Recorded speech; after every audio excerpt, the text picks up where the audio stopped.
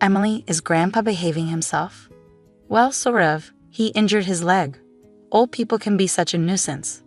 I wish they'd think about those of us who have to take care of them. Patricia, that's not a nice way to say it.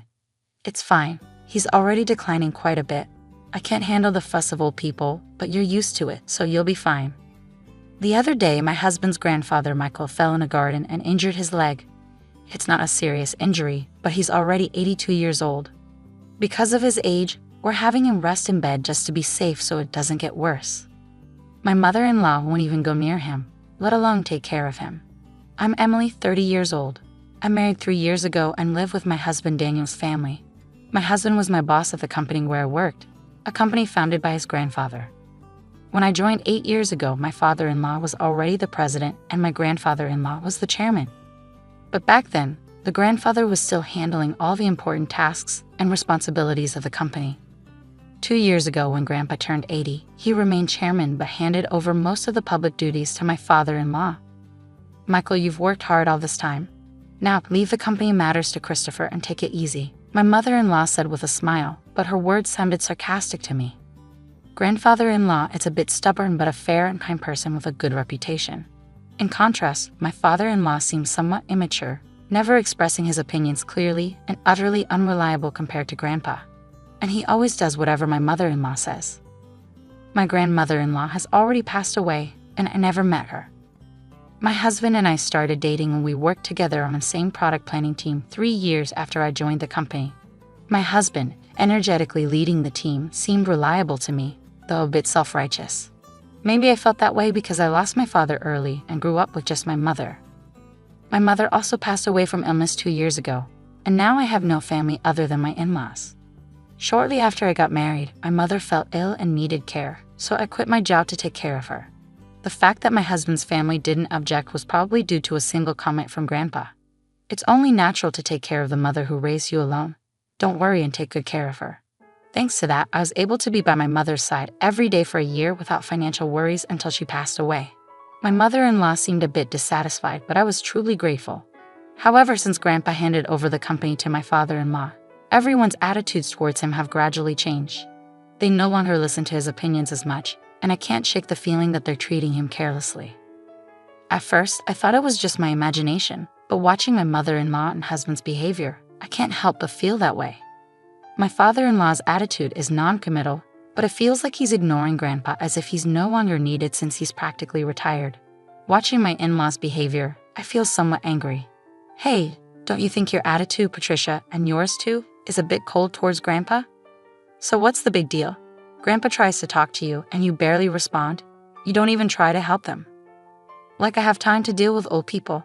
You can take care of Grandpa. You're the one with the free time. You don't have to talk like that. Quiet, I'm tired from work. Don't ask me about unnecessary things. This is how it goes no matter. They won't listen to me.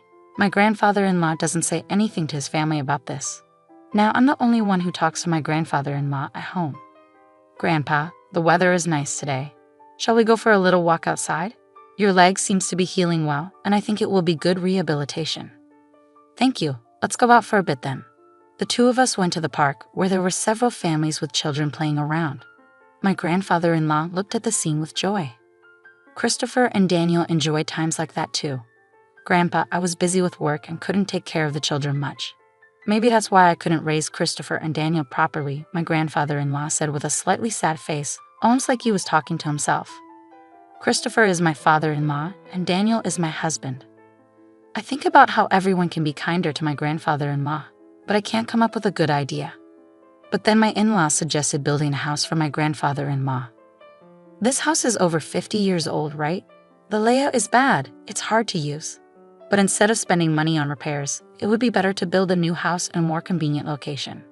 A new house? Michael is getting older, and it's good that he only got injured last time, but we never know what will happen. So let's make the house barrier-free so we won't have trouble if care is needed. I see. We can even put Michael's room in the middle so everyone can take care of him easily. Yeah, that's not a bad idea. Right, so it's settled then. And Michael, at the cost. If it's a house for all of us, I'll take care of it. Talk to Mr. Jones about the money. Typical Michael, thank you. We appreciate it, my mother-in-law smiled happily. It seems to me that they only flatter him when they want money. But if everyone takes care of my grandfather-in-law after moving to the new house, I thought there could be nothing better.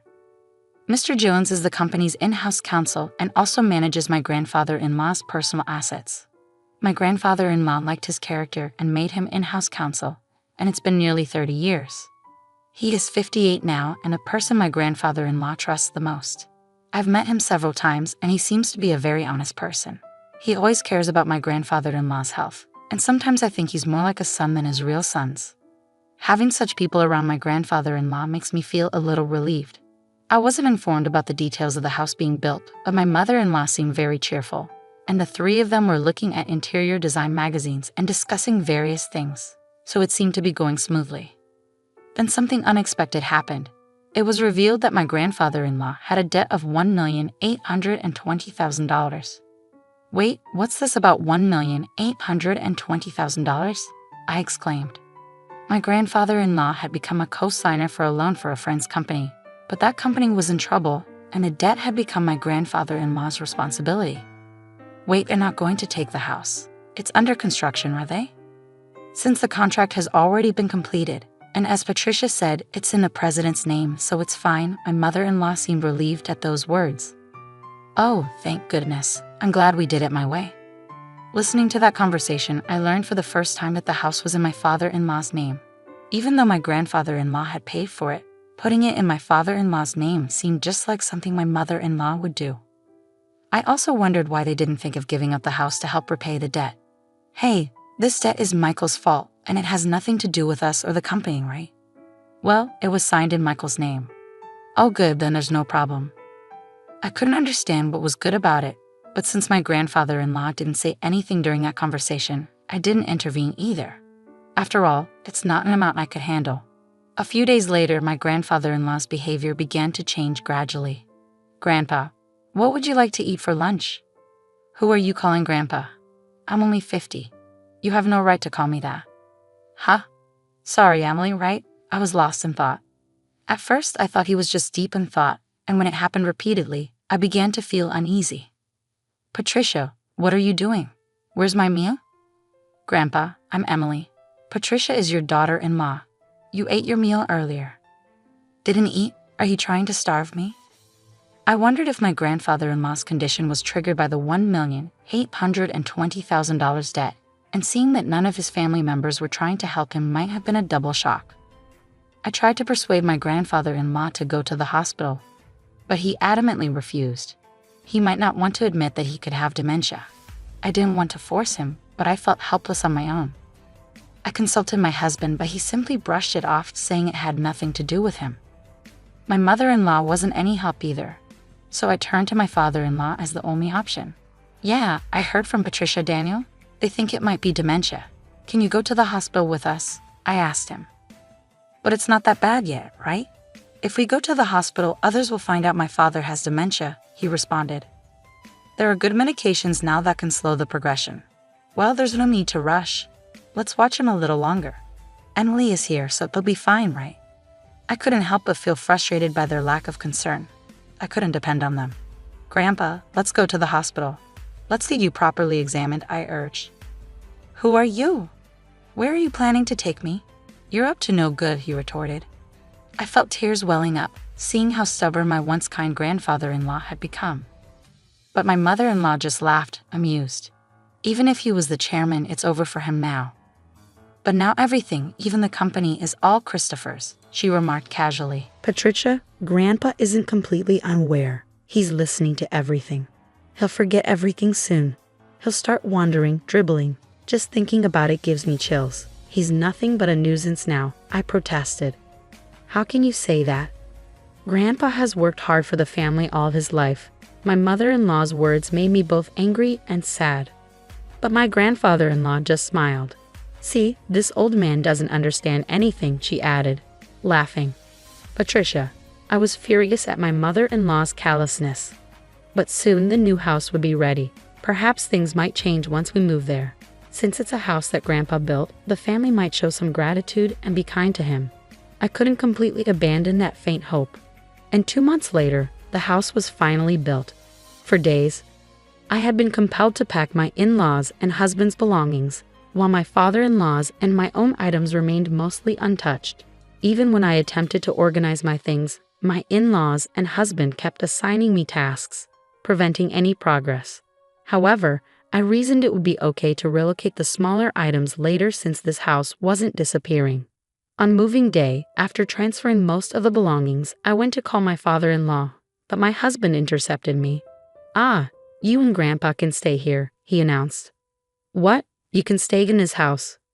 We don't need any extra baggage in the new house. In other words, you and Grandpa will live here from now on, and I'll give you Grandpa's debt too." "Well, you can at least be a housekeeper. Hey, let's go." "Yeah, I'm coming. Good luck with all the debt repayment and live-in care." My in-laws cheerfully departed, leaving me stunned. For a while, I couldn't comprehend what had just occurred. Were we abandoned, not just me, but also my grandfather-in-law, only they would reside in the new house? It took me some time to grasp because it was beyond my imagination that someone could be so cruel. How should I explain this to my grandfather-in-law? Slowly, I made my way back to the rear room. I didn't mind caring for my grandfather-in-law at all. That was my intention from the start. As I timidly prepared to call out to him, noticing his back facing me, he seemed to sense my presence and turned around before I could speak. "Have they gone already?" His expression as he uttered those words looked entirely different from what it had been just months ago. To be honest, he seemed like a different person. I wondered if a new symptom had emerged, but the next moment my grandfather-in-law smiled, and his subsequent words caught me off guard. As I was talking to my grandfather-in-law, Mr. Jones came. "Chairman, have you finished getting rid of the unnecessary staff?" "Yes, it's all done. Let's go, shall we?" Where are we going?" "Of course, to the new house." I left the house where I had been residing, guided by my grandfather-in-law, without fully understanding what was unfolding. The following month, my mother-in-law and husband bombarded me with countless calls. My grandfather-in-law declared he wouldn't entertain their calls anymore, but I answered my husband's call due to the looming divorce.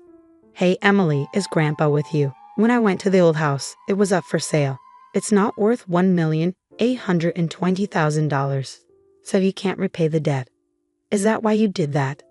my husband interrogated. "What do you mean?" "Put Grandpa on. Dad said he can't get in touch at all. That forgetful old man has done something outrageous." I knew what he was referring to, but I wanted to hear my husband's side of the story. Grandpa sold the company's stocks to the executive director. Thanks to that, the executive director became the largest shareholder, and a shareholders' meeting and board meeting were held, resulting in Dad being dismissed as president. But the executive director is well liked, and maybe Grandpa thought it was better to hand over the company to him. The executive director must have deceived the senile old man into selling the stocks. This is invalid. You seem to be misunderstanding something, but Grandpa doesn't have dementia. If anything, he seems more coherent than before. What? Until that moving day, I genuinely believed that my grandfather-in-law had dementia. It appears that my grandfather-in-law harbored suspicions from the moment my mother-in-law mentioned building a house to live with him. So he devised a plan. He feigned dementia to observe how my in-laws and husband would react. As anticipated, they revealed their true colors one after another. In the end, they left my grandfather-in-law and me behind.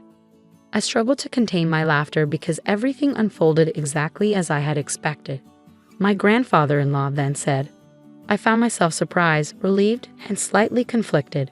To deceive the enemy, you must first deceive your allies, my grandfather-in-law chuckled. It seemed he had been receiving regular updates on the company from the executive director and Mr. Jones. With my grandfather-in-law gone, my father-in-law and husband acted as they pleased, self-righteous, and completely ignoring the opinions of the employees, often entertaining at the company's expense. Eventually, my grandfather-in-law handed over the company to my father-in-law, but he harbored concerns about the future, leading him to take decisive action. In the end, he decided he couldn't entrust it to his son and left it to the executive director. I explained. What about the $1,820,000 debt? My husband inquired. That's gone now, I replied. Indeed, my grandfather-in-law had been a guarantor for a friend's dad, but he had personal assets exceeding that amount. However, I deliberately omitted this information to avoid my mother-in-law and husband targeting those assets. The friend was the son of a benefactor who had helped my father-in-law when he was young. Moreover, the countryside land owned by the son was going to be developed into a resort, allowing him to sell it at a high price. I explained further. "You're kidding," my husband exclaimed. "More importantly, are you guys okay?" I asked, concerned. "We're not okay. Both my father and I were denounced by the company. What should we do now?" my husband lamented. "Well, there's also the mortgage on the house," I revealed. "What? What do you mean, the mortgage on the house?" My husband was taken aback. "Haven't you realized it yet? The house money should have all been paid by Grandpa," I clarified. Christopher signed without checking everything. "It shows he really didn't have the qualities of a president," I added. "You're kidding," my husband sighed. "As a consequence, my parents-in-law lost the house they had built because they couldn't pay the mortgage. Now they reside in an old apartment over 50 years old, struggling to repay the unpaid loan. Despite their alternating attempts to contact me, suggesting we all live together, it was impossible now. My grandfather-in-law retired from his chairman position and bought an old house in the countryside. Emily, you can go and live wherever you like freely. You don't have to worry about living expenses," my grandfather-in-law assured me. But I chose to be with him. "If I'm not in the way, please let me be with you," I expressed, tears welling up in my eyes. My grandfather-in-law's eyes welled up too. Thanks to Mr. Jones, the divorce was finalized and procedures were taken to exclude my former father-in-law and former husband from inheritance. I became my grandfather-in-law's adopted daughter. If anything happens to him, I intend to take care of him until the end. Now, the two of us enjoy working in the fields together. "Dad, look at this radish, it's big," I exclaimed as warm moments flowed in the pouring sunlight. I wish for these days to continue, even just one day longer.